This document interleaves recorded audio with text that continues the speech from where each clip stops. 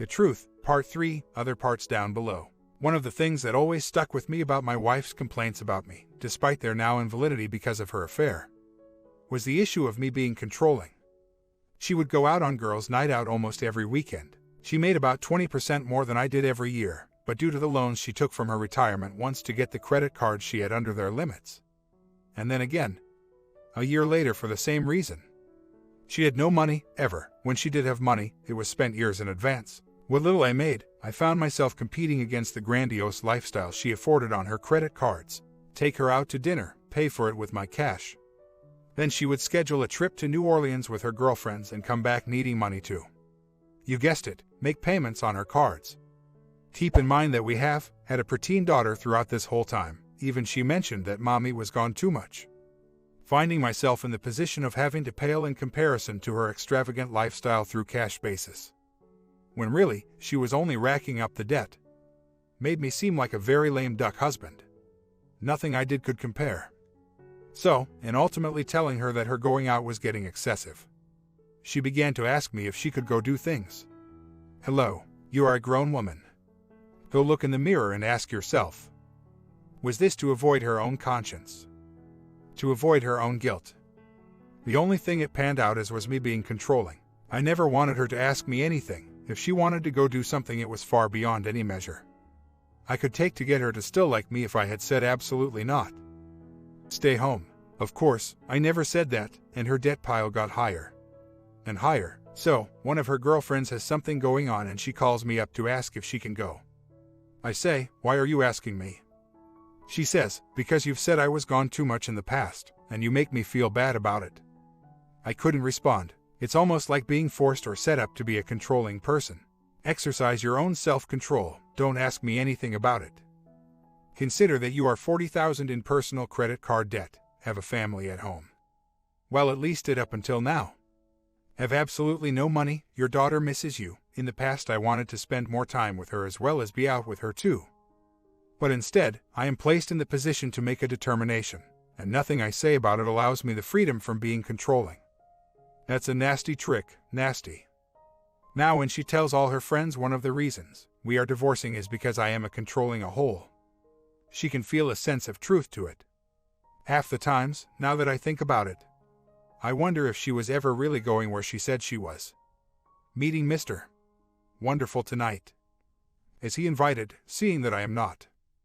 Well, at least we had the good old memories of many a grocery shopping trip to sustain our romantic memories of one another. I am about at my wit's end, living a daily nightmare of house with the woman I am soon to divorce, have received the sample decree, and must somehow work out an amicable solution in regard to, well, I guess paying her is about all it boils down to anymore. Smile for the sake of the kiddo. Smile and play along. Why does it feel like I am cursed? I guess right now it's hard to see it as a door opening, instead of a door closed. I now fully understand some of the news stories I see on a nightly basis. It gives me a new perspective. Daddy, do you still love Mommy? The question caught me off guard and I just answered yes. Why don't you ever kiss her anymore? I had no answer for my daughter. Stupidly, I responded that I don't know and sort of just stared into the grass. And I found myself stifled, unable to tell the truth to my 9-year-old, how within my own head I have had 6 months of the daily poison churnings of the thoughts of why, how she could, the actions of my cheating, lying, infidel of a wife. To attempt to explain would uncover pains I have freshly planted under the soil. Simply to survive my own self. A completely blindsided surprise I found when her cell phone lit up that night so long ago, confirming what I did not want confirmed, and exposing the chain of the ongoing love affair my wife had with a man from over 25 years ago. Funny how immediately the only thing my wife could say after showing her the phone with the string of messages was, "How did you know the password?" I had it locked. How utterly and completely devoid of humanity. I don't think I could stay within the posting guidelines of length of content to fully explain how deeply betrayed emotionally, financially, personally I am. And that's just me. Not yet scratching the surface of what reality my kid is soon to face. When it comes to what I know my daughter has come to know in life, her entire huge life. A family, a unit, a safe haven, a place to run to, a mom and a dad both there for all the days of her life. Watching her grow, celebrating the birthdays. How do you explain the pending absence from it?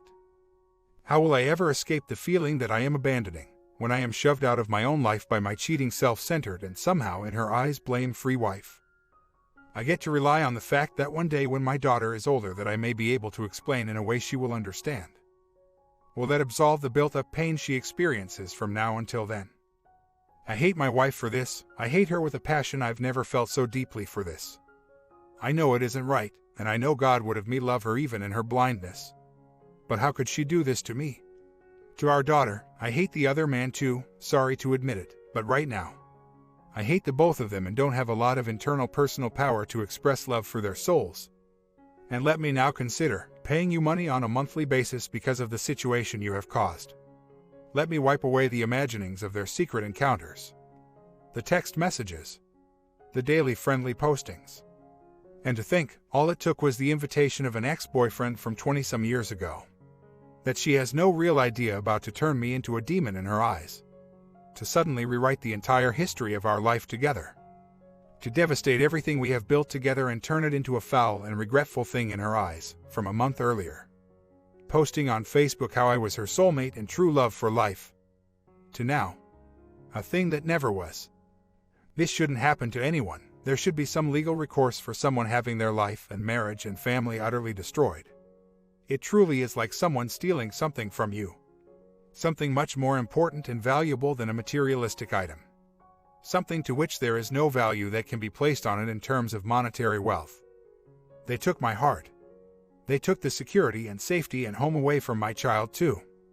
It is taking everything I have as a human being to maintain any sense of dignity and personal value through this. To see the hundreds of extra miles I have gone to support my wife in the ways she's failed us. Truly beyond the requirements of normal support in upholding her. Even before all of this, the mountain of debt, the severe lack of emotional presence around our child and between us.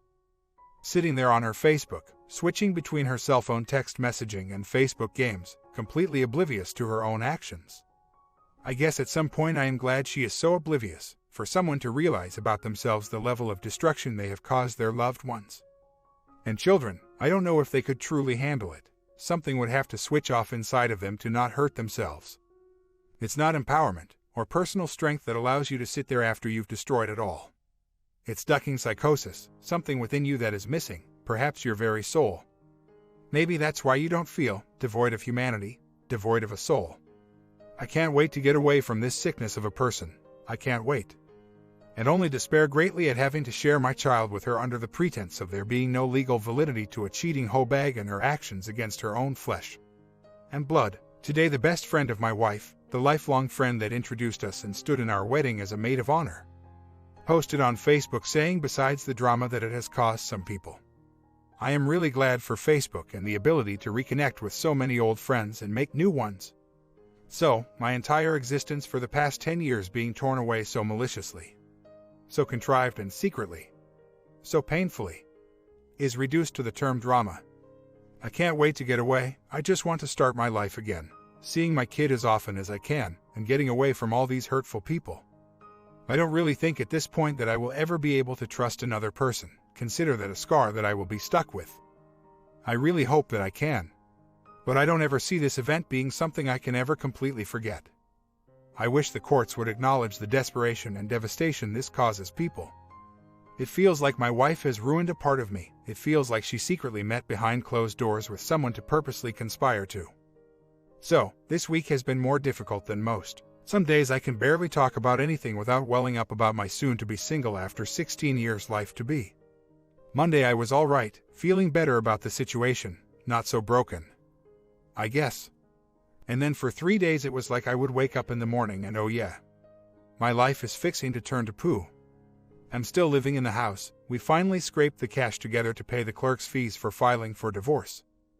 Now we have to shore up the sample decree to divorce, so it says everything we want it to. In our pro-se amicable, LOL, divorce process. Today I think I recognize a fear. Not really a fear of living alone, but then again maybe a fear of the sorrow that being alone might bring with it. In comparison to what it was. Even if I try to romanticize the way it really used to be, when it wasn't. I try to focus on my future. What am I going to do? Where am I going to live? Thinking I should be able to afford a small house in the general vicinity even if it is a fixer-upper. I can do all that and it might actually keep me occupied during the healing process. It's that healing process and the true grit of those coming days that are looming that I fear. I don't want to go through it. I've been through enough just to get to this point already. Good grief, let it end. I'm going to be turning 40 in a couple of months, and just realized that there's not going to be anything going on for me. I don't think I would want my STBX to do anything for me, as was the plan since last year. But my only other option is to purchase a couple of 40 ounces liquor and go stare at the yard. This, of course, is providing I have already physically separated from my wife. The divorce is proceeding through and I've found a place of my own. Maybe too early for that yet though. Here in Texas, they make you wait 60 days from date of initial filing before you are legally divorced. Then I have to send my decree to the financing company so they can get the ball rolling on getting the funding together. Then I need to find a house and move into it, and when it's all said and done, there I will be. Probably not all going to happen super fast. Let's add time to the slow drain of this, shall we? Unfortunately, I picture a couch, with me on it, watching television in an otherwise empty house. And that sucks. But it would probably be about the most I could handle at the time. This divorce and being torn away from the family I've come to live for these past 10 years is going to have its big moments for me, I'm sure. I think that I am fearing that, as I am the type that likes to prepare and find myself totally unprepared for what's to come. Since I am still living in the house with my STBX and little girl. It's just been kind of like playing house while this big black elephant sits in the corner. Hell, we went grocery shopping together the other day. Just because we are still buying that kind of stuff out of a joint account and paying mortgage out of that for right now. It all ends when the divorce is done and I am moved out, for now. It's hard to keep in mind that this is truly ending, and what you see is not what you get. I chose to move out. I can't afford that house on my own, and don't think I would want to live there with the memories. She thinks she can handle it. And has her mom living there for additional support, so let them have a go at it. Hope they can keep it going at least until I am in my own place for sure. Just not liking the day-to-day roller coaster of emotions I feel, so freaking burdensome. I need to sleep for a week, it seems. Not looking forward to the days to come, and yet keep picturing myself in my own place. I can't really feel a sense of happiness about it. I still think it is the fear of what emotional turmoil is to come once it's finally officially over with that is giving me a hard time. Keep the bar stocked, you say. I also fear this weakness of mine, if and when my then-to-be ex wants to try to rekindle things. Not trying to fool myself. But I really don't want that ball in my court. It's somewhat less than confusing to know that I wasn't the one that initiated this divorce. We just recently had a friend pass away, and right now, they are going through the whole procedure to get a plot and set up the viewing and burial and all that. My wife is over at his ex-wife's house. They were lifelong friends, his ex-wife and her. All night last night and the night before, helping out. Really involving herself in that. Hell. Last weekend we were over there because my daughter swims with their little girl over there and having a few beers. And it was sort of like a pool party. And this dude who passed away, his ex-wife who owns that house, was having fun in the pool with some other guy. So she's obviously moved on, but I guess there were still ties between them as they had that baby girl together. But to see my own wife put so much effort into helping and being there for her during this time is so admirable to an extent, I guess.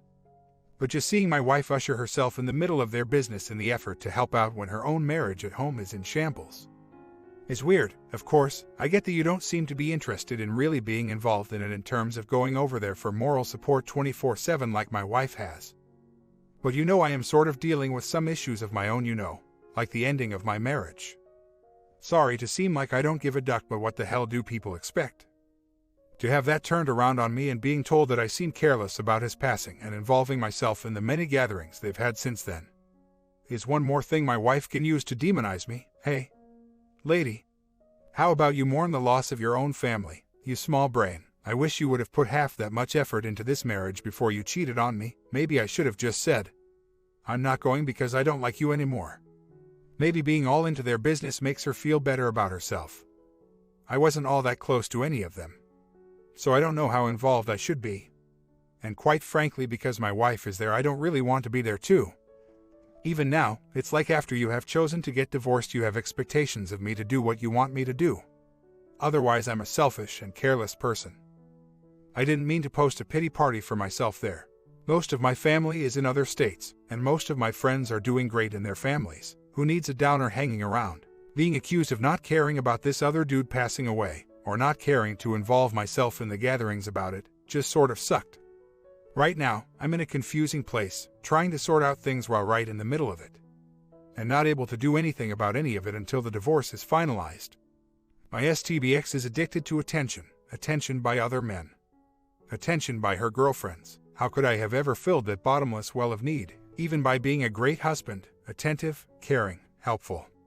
All even to a fault, which may have been construed as obsessive. Let me second-guess myself again. The all-too-willing and ready smile for any conversationalist that approaches her. Except me, I get the other side of her. Like a favorite shirt that has been worn enough to reach the status of garage rag. How I could tell a joke and she would not laugh, or better, I would refrain from telling it because I know she'd think it lewd or inappropriate. Only to hear some other guys tell it, and she laughs the loudest in the crowd, by definition, multi-faced. Apparently there came a period in her life where she lost her sense of self, who she was, what she had become, and now must constantly obtain the approval of everyone else. But that refill only lasts so long. In this place she was. I can see how easy it was to be swept away by an attentive word, despite my own years of attentiveness and loving. I guess my affections became sort of like a given, as when the parents tell a daughter at a moment of her insecurity that she is beautiful or is talented, but she doesn't quite believe them because they are family and are supposed to say those things. Perhaps my wife had me in that same consideration after so long together. Coming from me was just not enough anymore. I had reached my expiration date. Apparently. I see this, and I see how easy it is to lose sight of what really does matter within the soul, in pursuit of the ever so inconsistent and sometimes vicious offerings of attention from people. And it makes me genuinely feel sad for her. Not in pity, but in sadness. Because I know the people she hangs out with and how fickle they are. At times it is as if they themselves are looking for the same things, and each is patting the back of the other, until something goes wrong. I wonder how long their expiration dates last. Truly, happiness can only be firm and long-suffering when it is formulated from within one's own self. This most definitely is a changed woman. Some of the things I see these days from her are things I would never have thought her possessing the lack of self-awareness or esteem to do. Sort of like looking at half of a person, I guess, in a way. When you cut one half of yourself away, through indiscretion and affair, that you have spent the last 16 years evolving into through marriage, you suddenly find yourself in the position of trying to reclaim whatever it was you once were. Before all of that, whatever that was, way back then, I find myself in the same boat, trying to remember what it was I was, or now that this has all happened, my motives no longer pretense by the support of my marriage, or the building or supporting of a life together with someone. Having been at that task for so long, it's like here are the calluses on my hands, from some odd chore I've been working at for so long, but where is the finished product? Where is the creation that these years of working have yielded? I must be cautious not to become myself like her, in seeking the answer to who I am from others. Plus, people get tired of hearing it. I currently question every motive of my actions these days, ingrained so deep that I've lost all connect with the healthy self-concern. Some may think that giving your all is a good thing, but I am greatly concerned that I've lost something along the way. The knowledge of my own purpose beyond what once appeared to be exactly that. Since now it is gone, I don't want to say hurtful things about or to my soon-to-be ex.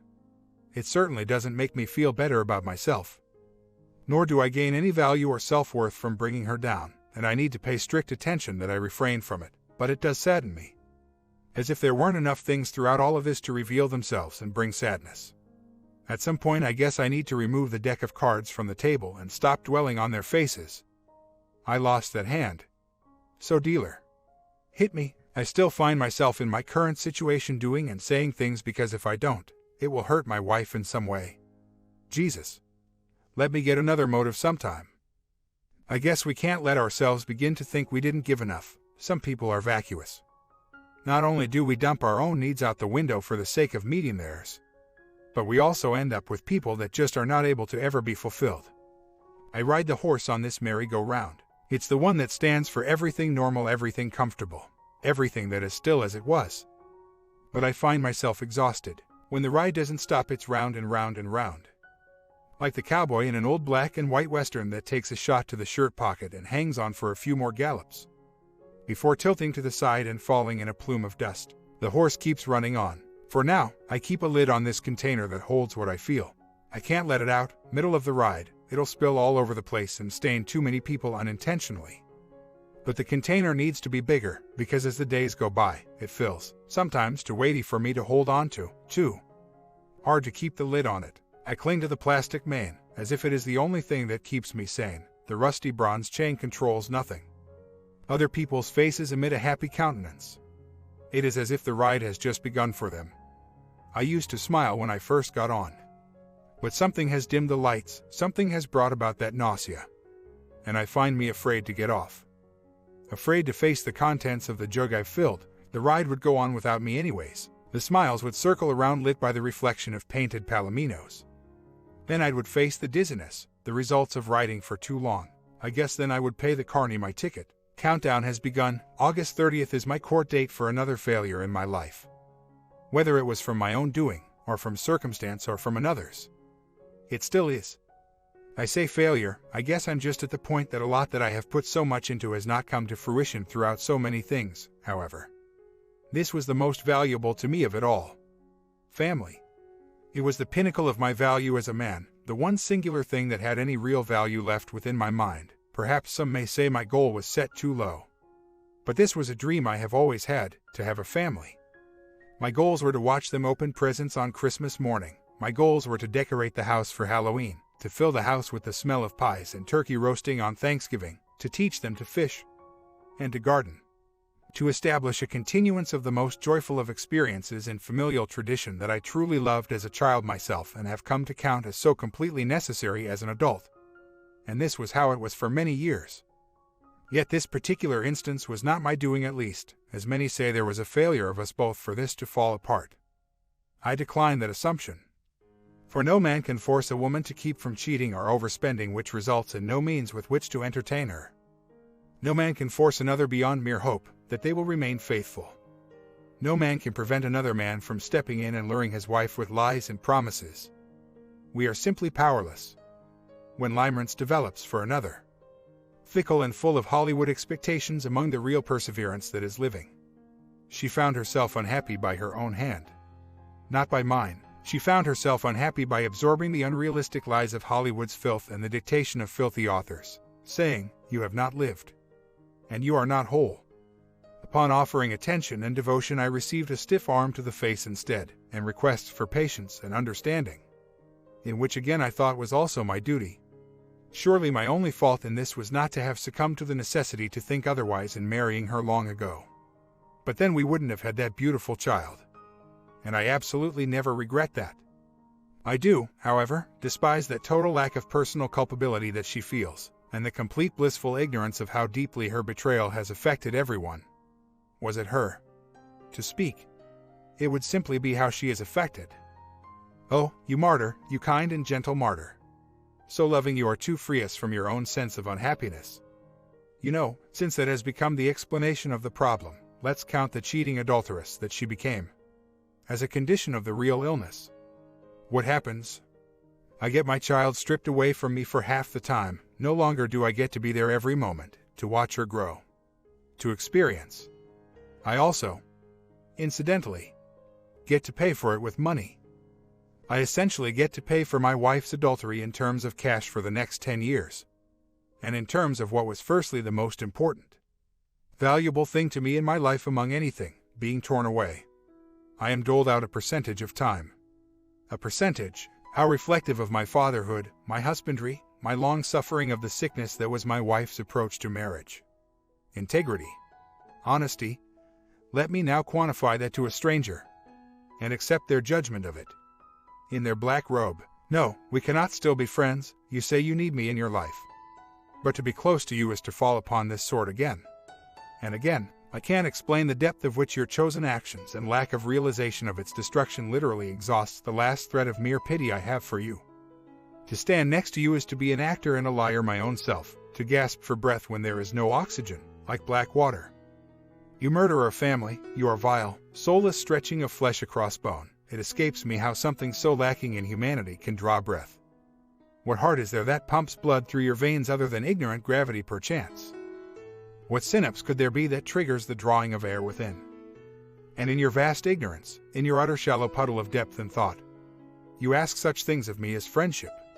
I have been treated better by the most vicious of enemies, at least the results of their attacks have only been physical.